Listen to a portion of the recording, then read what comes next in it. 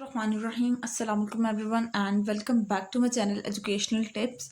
कैसे हैं आप सब? उम्मीद करती हूँ आप सब बिल्कुल ठीक होंगे।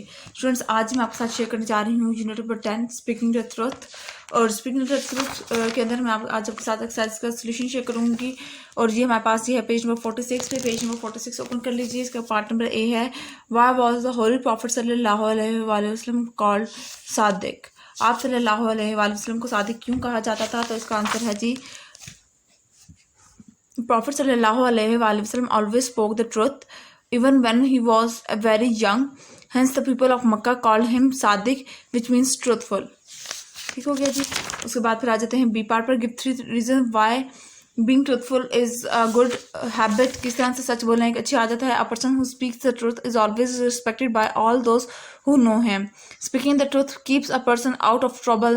They will avoid doing anything wrong because they will have to tell the truth about it later. उसके बाद जाते हैं सी पार्ट पर। Why do you think lying is a bad habit? इसके अंदर यहाँ पे आ जाइए। Lying is a bad habit that displaces Allah. No one believes a liar even if he tries to be truthful. A liar is always afraid of being found out. This story about a truthful boy teaches us a lesson. ठीक है जी। उसके बाद फिर आ जाते हैं D. What did the robber do when they found the gold coins? तो इसका आंसर आ जाते हैं, a young boy left his home on a journey to a far off country to learn more about Islam. When he was leaving, his mother gave him some gold coins and stitched them inside his jacket. On the way, robbers attacked the caravan in which he was traveling.